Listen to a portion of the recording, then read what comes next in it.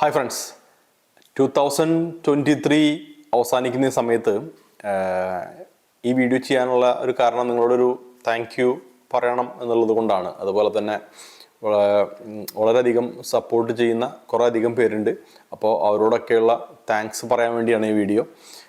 Personally പറയുകയാണെങ്കിൽ ഈ വർഷം വളരെയധികം സന്തോഷമുള്ള ഒരു വർഷമാണ്. അതായത് യൂട്യൂബിൽ കുറച്ച് വീഡിയോ ചെയ്യുന്നു എന്നുള്ളത് കൊണ്ടുള്ള സന്തോഷമാണ് ഞാൻ പറഞ്ഞത്.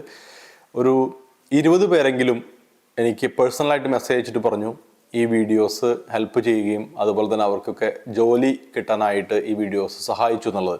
ഇപ്പോൾ ഇൻ്റർവ്യൂ അറ്റൻഡ് ചെയ്യുന്ന സമയത്ത് പലരും പറഞ്ഞിട്ടുണ്ട്, ഒരു ഇൻ്റർവ്യൂ എന്ന് കേൾക്കുമ്പോൾ ആദ്യം സെർച്ച് ചെയ്യുന്ന കുറച്ച് വീഡിയോസിൽ നമ്മുടെ വീഡിയോസും ഉണ്ട് എന്നുള്ളത് വളരെ സന്തോഷമാണ്.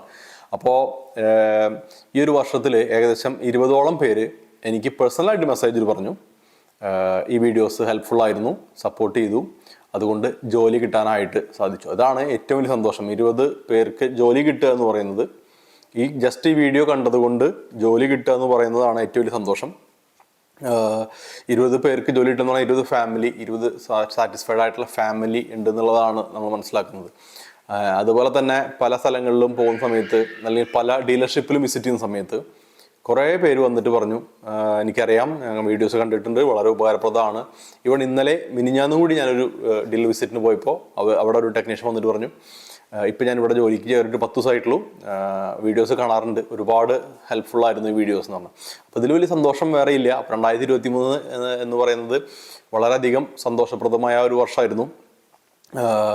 പിന്നെ പലരും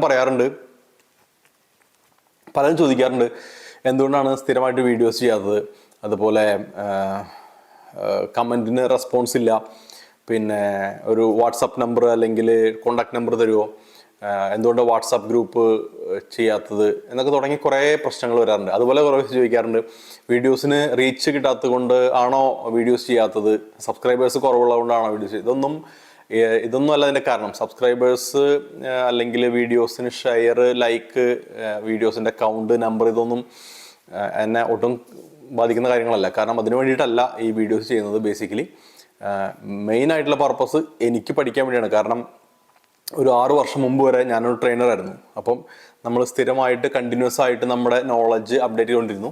പക്ഷെ അതിനുശേഷം പുതിയ ജോലിയിലേക്ക് മാറിയപ്പോൾ എന്ന് സംഭവിച്ചു കഴിഞ്ഞാൽ അത്തരം കാര്യങ്ങളൊന്നും ചെയ്യാതെ ആ നോളജ് വിട്ടുപോയി തുടങ്ങി. അതിനുവേണ്ടി അപ്പം എൻ്റെ നോളജ് പുതുക്കാൻ വേണ്ടിയിട്ടാണ് ആക്ച്വലി ഈ ചാനൽ തുടങ്ങുന്നതും ഇത്തരം കൊച്ചു വീഡിയോസ് ചെയ്യുന്നതും.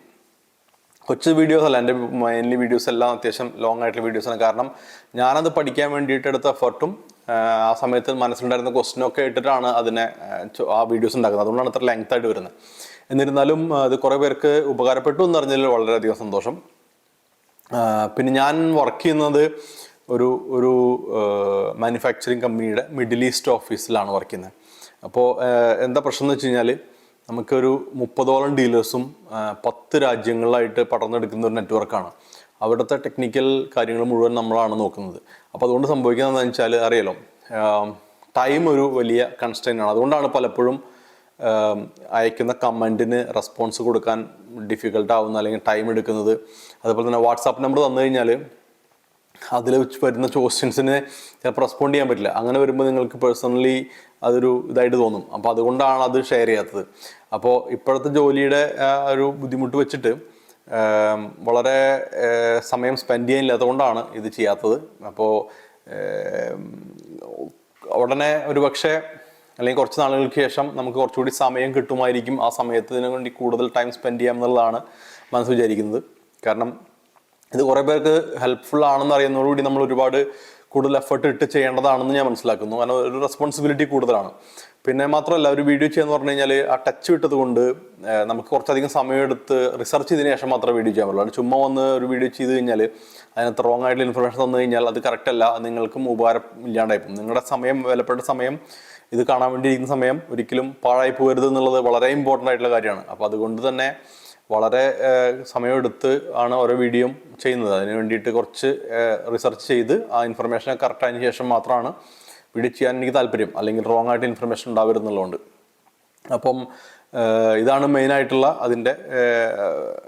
മെയിനായിട്ടുള്ള ഒരു കാരണം ഇത്തരം ഡിലേ വരാനായിട്ട്.